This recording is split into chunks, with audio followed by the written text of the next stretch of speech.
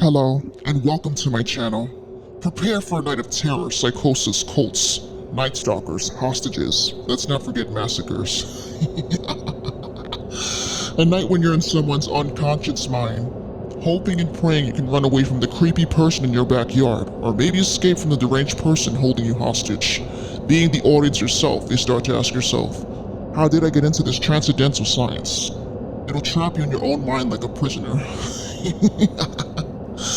Lock your doors, say your prayers, stay out of the driveway, be aware of the bumps in the night, and the prickles in back of your neck during a good night's sleep. As a spiritual person, I've had different experiences with the paranormal and a curiosity about summoning spirits. One day, I decided to experiment with a mixture of meditation and seance, believing it would be more effective than using an old Ouija board. I drew a huge pentagram in the center of my room and added a bit of my blood into a copper cup along with a mini statue of Lucifer. I was particularly interested in the case of a night stalker who lived down the street.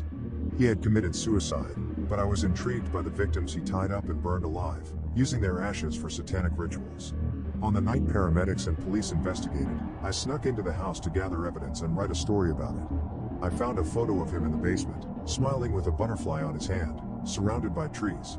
It seemed oddly serene for someone so disturbed. Back in my room, I placed my hands in the center of the pentagram, lit incense, and put my palm on the photo. I had been told that a person's presence in a photo was enough to create a connection.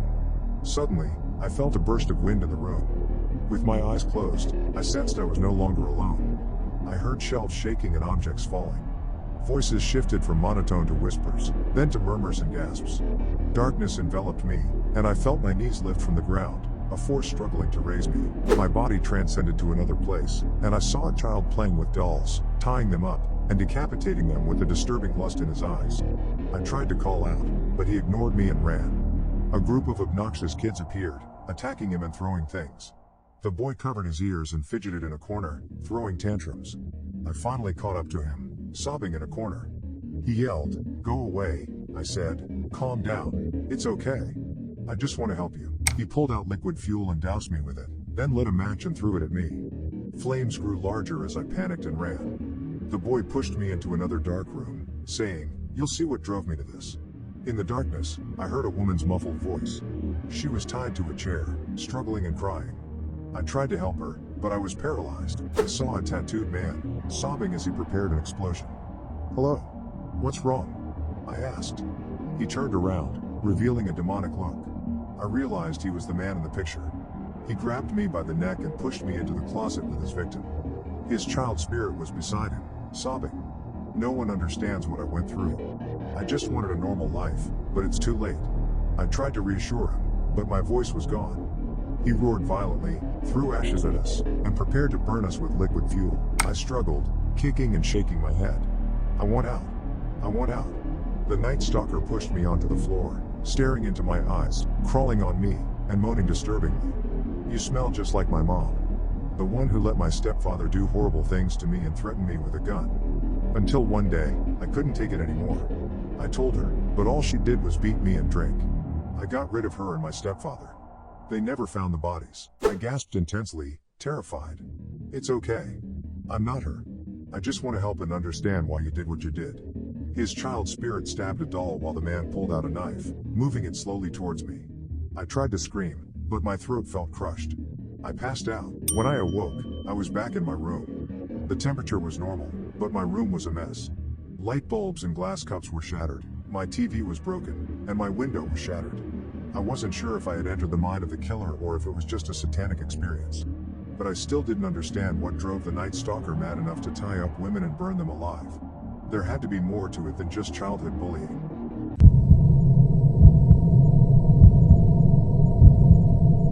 I'm a psychiatrist experimenting with a radical new therapy.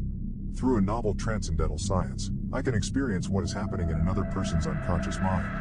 Recently, I've been working with a patient named Julie, whom I initially suspected of experiencing Weyland's infraction, a rare form of schizophrenia. However, as I delved deeper into her case, I realized that prior to her disturbing behavior, she showed no signs of schizophrenia. The day she murdered a priest, a family friend, was when everything changed. Her parents walked in on the scene, Witnessing the bed shaking and windows opening and closing, their daughter being dragged across the room as if having a seizure. No one could understand what was happening to her. Many friends and relatives suggested committing her to an asylum, but her parents refused. Gripped by guilt, I took a deep breath, holding the touch-sensitive microchip in my hand. I looked at the examiner and said, "I'm ready." She smiled and nodded. A white image transitioned as I drifted into Julie's unconscious mind. I found myself in a dark basement reeking of incense. Classical music startled me as it filled the air. The room grew darker, smoke twirling around. I walked further into a long hallway, hearing chants in a rare language. Then, a sinister voice whispered, "I offer you my cold blood as a gift." Unsettled by the silence, I wanted to end the session, but then I saw a priest running to a door, screaming, "Open up. I'm here to help you." When the cops arrived, they found Julie on the floor, unconscious. The paramedics recommended keeping her cuffed while transporting her to the county general hospital. I was determined to uncover the truth behind her actions, though I feared my experience might not provide the evidence needed to explain why Julie murdered the priest. I also worried about how the FBI would react to my hallucinations during this transcendental experience they were prepared to witness through the glass. Curiosity gripped me. I tried to shout, "Hey!" but my body moved in slow motion, weighed down by an unseen force. The priest entered the room quickly. I struggled to follow, my feet seemingly levitating. I fumbled with the doorknob, hearing screams and grunts from inside. Finally, I burst in. The scene was horrifying. The priest lay stabbed to death, and Julie stood in the middle of a red circle, a singing bowl with flaming fire beside her. She held a knife, saying, "Here is my offer, here is my blood. Before I give this to you, I offer you flesh," and slit her wrist. I tried to approach her, but she turned to me with a menacing stare. "Julie, why did you do it?" I asked. She giggled, moving her body in a disturbing, circular motion. "Julie, please," I implored, "tell me why you attacked the priest." She continued her eerie motions, then pointed to a closet. Cautiously, I approached, her eyes never leaving me. Inside, I found disturbing pictures of satanic rituals, sacrifices, and a satanic Bible. Among the items was a photo of a black mass priest, whom I recalled had been jailed for ordering sacrifices. Julie had written my hero on his picture.